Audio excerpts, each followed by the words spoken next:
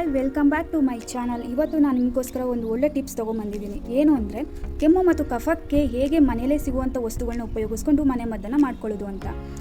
ಈ ಕೆಮ್ಮು ಚಿಕ್ಕವರಿಂದ ದೊಡ್ಡವರವರೆಗೂ ಕಾಡುವಂಥ ಸಮಸ್ಯೆ. ಪ್ರಾರಂಭದಲ್ಲೇ ಇದನ್ನ ತಡೆಗಟ್ತಾ ಹೋದರೆ ಮುಂದೆ ಅನೇಕ ಕಾಯಿಲೆ ರೋಗಗಳಿಗೆ ಕಾರಣವಾಗಬಹುದು. ವಾತಾವರಣದಲ್ಲಾಗಿರುವ ಧೂಳು ಮಾಲಿನ್ಯದಿಂದಾಗಿ ಹಾಗೂ ವೈರಲ್ ಇನ್ಫೆಕ್ಷನ್ನಿಂದಾಗಿ ಕೆಮ್ಮು ಬರೋ ಚಾನ್ಸಸ್ ತುಂಬಾ ಇರುತ್ತೆ. ಅಲ್ಲದೆ ಯಾರಾದರೂ ಒಂದು ವ್ಯಕ್ತಿ ಕೆಮ್ತಿದ್ದಾನೆ ಅಂದರೆ ಅವನ ಜೊತೆ ಒಡನಾಟ ಮಾಡಿದಾಗಲೂ ಸಹ ಕೂಡ ಕೆಮ್ಮು ಬರೋ ಚಾನ್ಸಸ್ ಇರುತ್ತೆ. ಹಾಗೂ ಎಣ್ಣೆಯಲ್ಲಿ ಕರೆದಿರ್ತಕ್ಕಂಥ ಪದಾರ್ಥಗಳನ್ನು ಬಿಸಿ ಇರುವಾಗಲೇ ತಿಂದಾಗ, ಜಂಕ್ ಫುಡ್ ತಿಂದಾಗ ಕೆಮ್ಮು ಬರೋ ಚಾನ್ಸಸ್ ಇರುತ್ತೆ. ಇದರಿಂದಾಗಿ ಪ್ರಾರಂಭದಲ್ಲೇ ನಾವು ಕೆಮ್ಮನ್ನು ನಿವಾರಣೆ ಮಾಡ್ಕೊಳ್ಳದೆ ಹೋದರೆ ಮುಂದೆ ಅನೇಕ ಕಾಯಿಲೆಗಳಿಗೆ ಇದು ಕಾರಣವಾಗಲೂಬಹುದು. ಯಾವಾಗ ನಮ್ಮ ಶ್ವಾಸಕೋಶದಲ್ಲಿ ಕಫ ಗಟ್ಟಿಯಾಗುತ್ತೋ ಅದನ್ನ ಡ್ರೈ ಕಫ್ ಅಂತ ಕರೀತಾರೆ ಅಥವಾ ಒಣ ಕೆಮ್ಮು ಅಂತ ಕರೀತಾರೆ. ಈ ಕೆಮ್ಮು ಹೆಚ್ಚು ದಿನಗಳ ಕಾಲ ಇರಬಾರ್ದು. ಯಾಕಂದರೆ 2 ವಾರಕ್ಕಿಂತ ಹೆಚ್ಚಾಗಿದ್ದರೆ ಅದು ಟಿ.ಬಿ ಕಾಯಿಲೆಗಳ ರೋಗ ಲಕ್ಷಣವಾಗಿರಬಹುದು, ಅಥವಾ ನ್ಯೂಮೋನಿಯಾದಂತಹ ಕಾಯಿಲೆಗೆ ರೋಗ ಲಕ್ಷಣವಾಗಿರಬಹುದು, ಅಥವಾ ಉಸಿರಾಟದ ಸಮಸ್ಯೆಗಳಿಗೂ ಕೂಡ ಇದು ಕಾರಣವಾಗಿರಬಹುದು.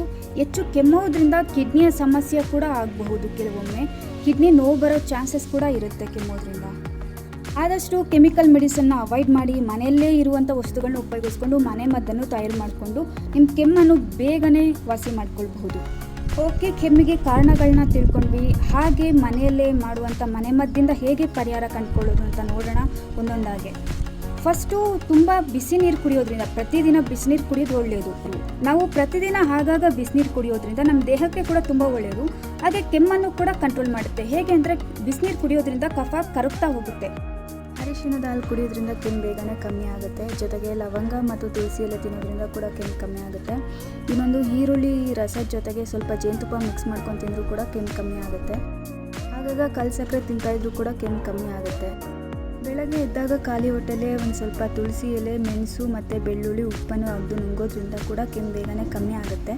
ಜೊತೆಗೆ ಮಸಾಲ ಟೀ ಅಥವಾ ಶುಂಠಿ ಟೀ ಕುಡಿಯೋದ್ರಿಂದ ಕೂಡ ಕೆಮ್ಮು ಕಮ್ಮಿ ಆಗುತ್ತೆ. ಒಂದ್ಸಲ ನೀವು ಮನೇಲಿ ಟ್ರೈ ಮಾಡಿ ನೋಡಿ. ಮತ್ತು ಕಾಳು ಮೆಣಸು ಮತ್ತು ಕಲ್ಲು ಸಕ್ಕರೆ ಕುಟ್ಟಿ ಪುಡಿ ಮಾಡಿ ಅದಕ್ಕೆ 1 ಸ್ಪೂನ್ ಜೇನುತುಪ್ಪ ಮಿಕ್ಸ್ ಮಾಡ್ಕೊಂಡು ಕುಡಿಯೋದ್ರಿಂದ ಕೂಡ ಕೆಮ್ಮು ಬೇಗನೆ ಕಮ್ಮಿ ಆಗುತ್ತೆ. ಓಕೆ, ಇವತ್ತಿನ ವಿಡಿಯೋ ನಿಮ್ಗೆ ಇಷ್ಟ ಆದರೆ ಪ್ಲೀಸ್ ಲೈಕ್ ಮಾಡಿ, ಶೇರ್ ಮಾಡಿ ಹಾಗೂ ಕಮೆಂಟ್ ಮಾಡಿ.